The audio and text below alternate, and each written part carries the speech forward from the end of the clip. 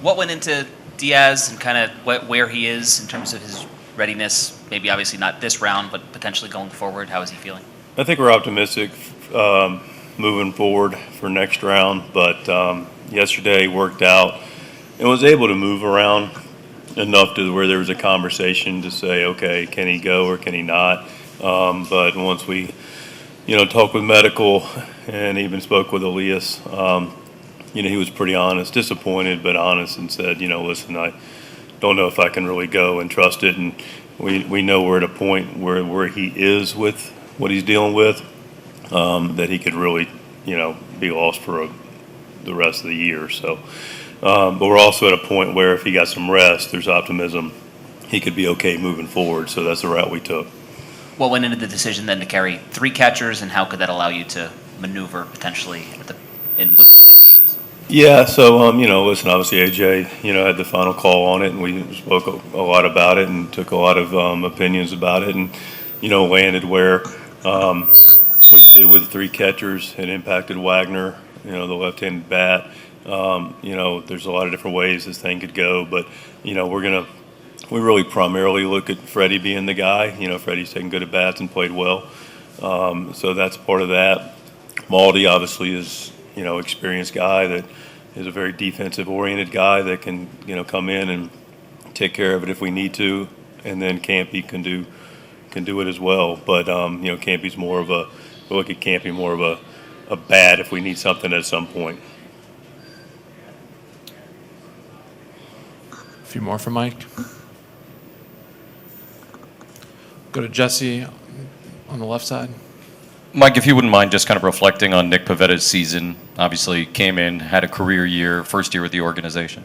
Yeah, fantastic year for Nick. Really excited for him, and definitely has earned this opportunity to be our number 1 guy to start off this playoffs. And, he's come in, and I've said this, but, the fit was clear for us, AJ, Ruben, myself, even before he signed on what was going to be a 30 to 40 minute, Zoom call, kind of exploratory free agent conversation. It turned into an hour and a half that AJ and Ruben and myself sat, got done with, and like, wow, this is a great fit. And clearly Nick felt the same way and signed, and it really has been seamless the day he's first stepped into our spring training complex in Peoria, and just worked really well with our other starting pitchers.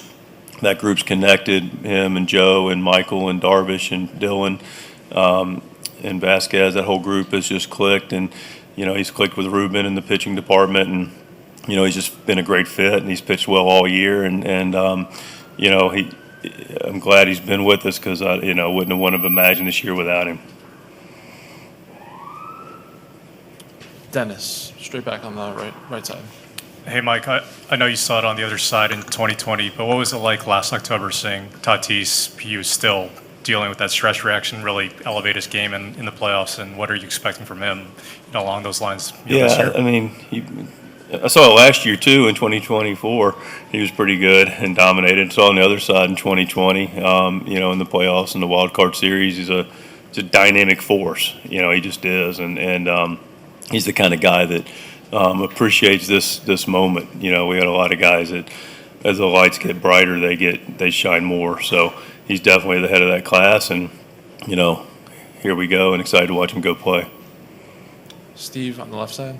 Hi, Mike. I'm not suggesting you're all stressed out about facing the Cubs, but on the eve of the playoffs, what's the last thing you're thinking about the Cubs that makes them worrisome to play? What's the first thing you're thinking about in the morning about these Cubs?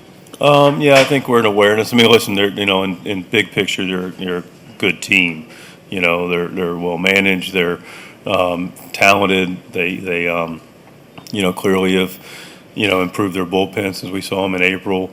They've got really good position players that can compete in a lot of different ways. But Boyd, the starter's very, very good pitcher.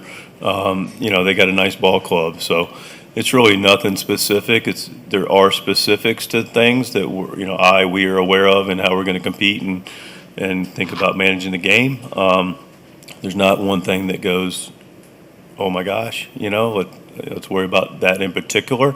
I don't know if I'd tell you if there was anyway, but it's more the total. They got a nice team. We got to respect a lot of what they do, and but we got to take care of what we can take care of. Go to Jeff, all the way in the back on the right. Hey, Mike, Diaz has caught all of Pavetta's starts.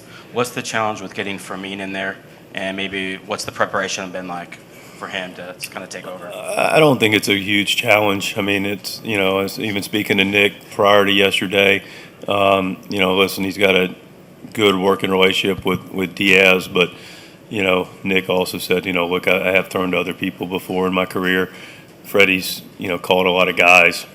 I don't think it's going to be a real challenge to, Nick can think and do for himself. Freddie understands the lineup, and I think they'll work really well together. Back to AJ in the front. Mike, what went into the 14 position players and 12 pitchers, and did the fact that you're carrying 5 starters and have guys that can cover length do that, and also Bradley getting that spot, what helped him earn that? Yeah, multiple things. Diaz impacted a little bit, taking a couple extra catchers. It was on the table prior. I know we talked about it even at the end of the regular season. Short series has something to do with it. We trust all of our pitchers. We got 12 guys. It was hard with Yuki because Yuki's really been a big part of what we've done the last several years. It compromises in this series, but moving forward, he'll, be in play. So, it was just a combination of the trust of the short series, the 12 guys we have, and the moving parts with the position players. Pedro. Mike, in terms of being prepared for Game 2, how much is it an advantage having Cease already locked in, being prepared that he knows he's going to get that start? Yeah, I mean, listen, we're pretty straightforward, and once we know something, we're going to announce it. And, it was, as we talked through it, we came to internal decision that it was going to be Dylan.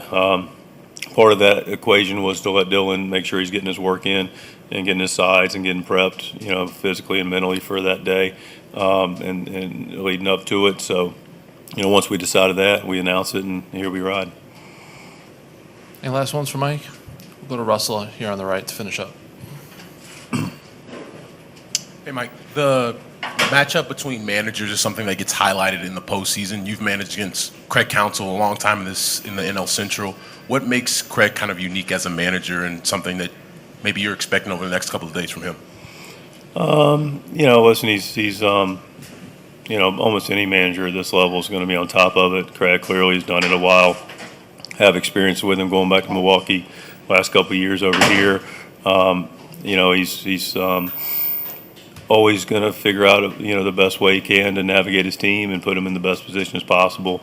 I think we're familiar with each other's styles, and but it's really about our club and what we do. All right, thanks, Mike. We'll see you Thank post game. Appreciate it.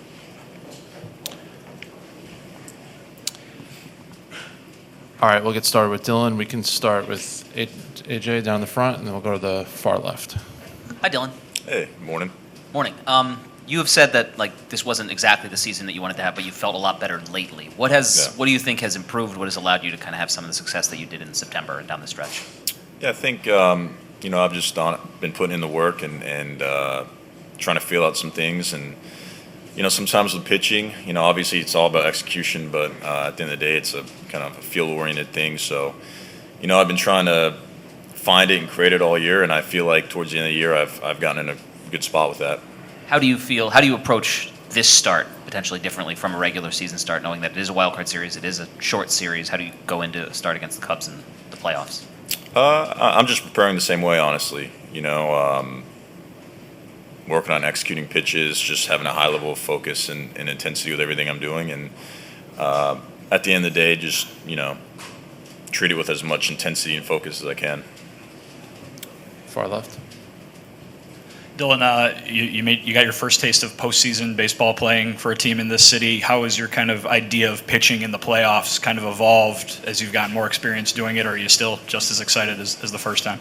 No, I think it's it's obviously very exciting. It's always higher stakes. It's always more in the line, which is fun and exciting. So yeah, I mean I'm viewing it the same way. I want to have some better results than I have had, but yeah, I'm excited. Go Go to Jeff in the back on the right side.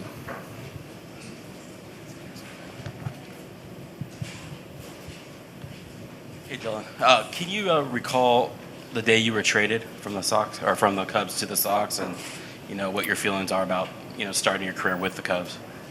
Yeah, it was. I remember it was a early morning call back in I think 2017.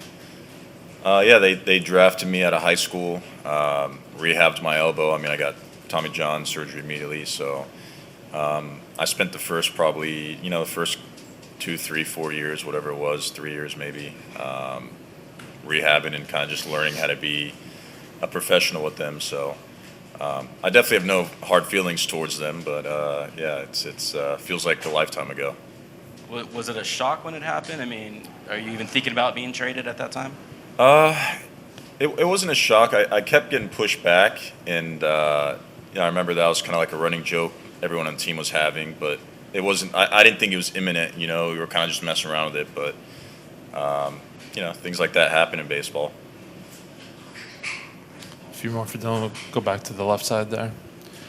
Dylan, this Padres team has a lot of postseason experience, a lot of guys who have played in the postseason. What has it been like being part of a team, whether last year or this year, with a bunch of guys who expect to be playing at this time of year?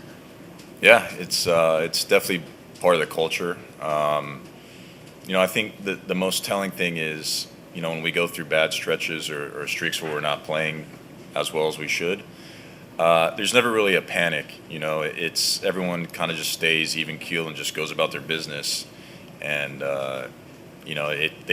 this stretches seem to work themselves out, which is cool. I think you see maybe a lot of teams that don't have that culture or that confidence. Maybe something like that can spiral. But with this team, it feels like we get them back on track pretty quickly. AJ? Dylan, last season obviously didn't end the way you wanted it to. What do you take from that playoff series against the Dodgers into this year, if anything, and kind of do you view this season as a chance to set that right at all? Yeah, I mean, in terms of taking anything from it, I'm kind of just leaving that in the past. At the end of the day, it's about executing, so I'm just setting myself up to execute as well as I can. I'm glad I have that experience. The more experience, the better when it comes to playoffs. You know kind of how to slow things down or what it's going to feel like or what to expect. But no, I mean, I'm just honestly even leaving that in the past and just attacking this year. Jesse on the left side. Dylan, you've had a front row seat to Nick Pavetta's career year this year. Just kind of picture to picture, what have you seen? What have you enjoyed watching? Yeah, he's been about as consistent as I've ever seen. I mean, it's every start you're going to get. He's commanding his fastball. He's throwing 2 breaking balls for strikes. He was dominant this year. It was about as good as I've ever seen live. Any last ones for Dylan? Marty, second row. Hey, Dylan, how long did last year's playoff exit stay with you, and what does this particular opportunity with this group of guys mean to you? Yeah, I think, I don't know, I mean, in a sense, it never really leaves. It's part of your story and your history, I suppose. But, I mean, I would say most of the offseason for sure. But, at the end of the day, I think when a new season starts, it's kind of a new opportunity and brings a freshness about it. But, yeah, I mean, that one definitely stung. All right, Dylan, we'll see you tomorrow. Yeah. Thank you, guys. Thank you. All right, we'll get started with Fernando Tatis. First question for Fernando. Who wants to start? AJ, down here in the front. Fernando, we obviously know that you've had success in the postseason. I'm just wondering, what particularly do you like about playing on the postseason stage?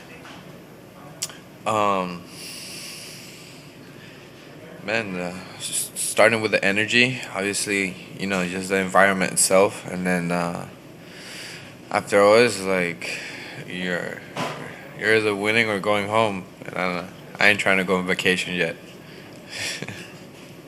What do you make of this offense the last week or so and the way it's kind of come together? And can that matter going into the postseason? Obviously, it's a different game in the postseason, but do you think that can carry into October?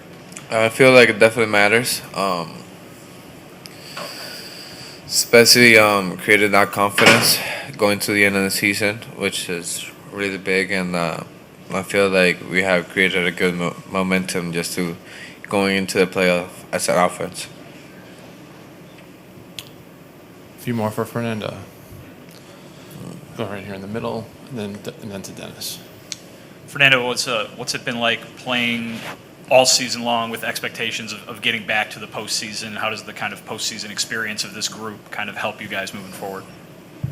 I mean, that's kind of what we want as a group. You know, the expectation, and obviously making it to the playoff is even more important. But just a really good, special group of guys coming together for one mission.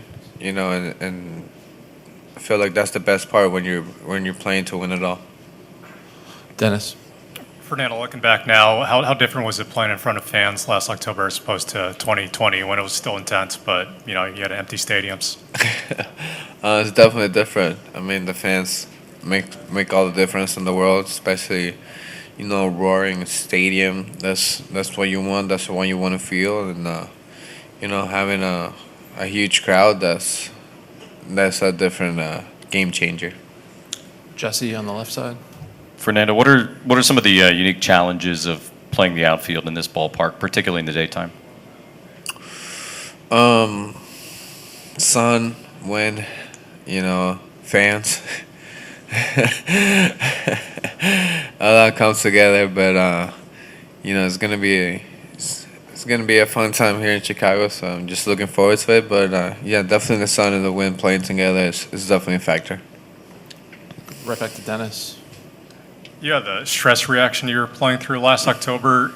Looking back, how do you think you're able to have so much success despite that? And right now, would you say you're 100%? Just taking care of my body. Different season. You just keep learning from yourself as a player, as your body reacts to. But I feel like we have found a good way how to keep myself healthy, and looking forward to more years of that. Would you say you're 100% or as close to it as you can be this year right now? Yeah, pretty up there. So yeah. Bring them. We'll go back to Jesse, and then we'll come up here on the right side. Sorry, just back to the outfield thing. What advice might you give somebody who maybe hasn't played a ton of outfield here in terms of that stuff? Are there any things to do that can kind of keep you in a better position? Just simple stuff, like yesterday we practiced at game time, and we were seeing how the sun was playing. So just good communication in the outfield. It's going to be really huge, especially with fly balls in between. Just don't give up on anything, because the wind is just a really big factor over here, and just attention to details. Come up here, second row on the right. Fernando, you played on multiple different postseason stages. Do you have a sense of what it's going to be like here at Wrigley, the atmosphere, the environment for this? It's up there. It's one of the best experiences you can get as a player. Playoff in Wrigley. It's really special, especially knowing all the history this ballpark has, and just looking forward to it. Marty? Hey, Fernando, noticed you and AJ and Luis kind of taking in Wrigley Field from the seats a short time ago. Can you just speak to what the messaging has been from your GM through the ups and downs of this long season? I mean, he has our back no matter what. He has created a culture over here, and he's the first one to embrace it. So AJ's definitely a great leader, and just talking about the opportunity that we have being over here, playoff baseball, like I mentioned earlier at Wrigley. It's one of the best experiences you can get as a baseball player, as a front office. Doesn't matter what part of the team you are, it's just a really special moment, and we were just enjoying it together. I think Pedro's got one up front in Spanish. Fernando, el escenario mientras más grande es, parece sacar lo mejor de tu producción. Compártenos un poco lo que significan estos momentos tan grandes que se presentan en tu carrera. Claro que sí, la energía, la energía que trae los playoffs en esa manera, de verdad que es algo increíble, lo que uno siente, y para eso que uno dar lo mejor de sí en la temporada regular por poder llegar a momentos como estos y mano, la oportunidad es breve, así que se trata de dar lo mejor de uno y poder y saber cómo aprovechar el momento. Todo empieza en la cima y con Mike Shildt guiándolos a la postemporada por segundo año consecutivo, otra temporada de 90 victorias, exitosos. ¿Cómo se sienten con él dirigiéndolos, sabiendo que presionará los botones indicados al momento indicado? Tremendo el trabajo que ha hecho, ¿saben? Los resultados hablan por sí solos y de eso se trata una temporada larga de altas y bajas, obviamente tratando de buscar la manera de cómo tener más alta y, ¿sabes? Ese es el trabajo que él ha hecho, ha buscado la manera de cómo lidiar con un equipo bastante dinámico y, ¿sabes? Y se ha sabido cómo manejar. La alineación, mucha profundidad, muchos bateadores. Háblanos un poco de manera colectiva, cómo les quita tal vez la presión sabiendo que detrás de cada uno viene otro bate impacto. Como tú lo dijiste, tenemos un buen grupo y se trata de llegar a base y, ¿sabes? Como tú dijiste, pasar el batón al que viene atrás de cada quien y, ¿sabes? Tenemos una confianza tremenda en el grupo que tenemos allá adentro y ahora simplemente se trata de ejecutar. Any last ones for Fernando? All right, Fernando, thanks for coming in. Good luck today. Thank you.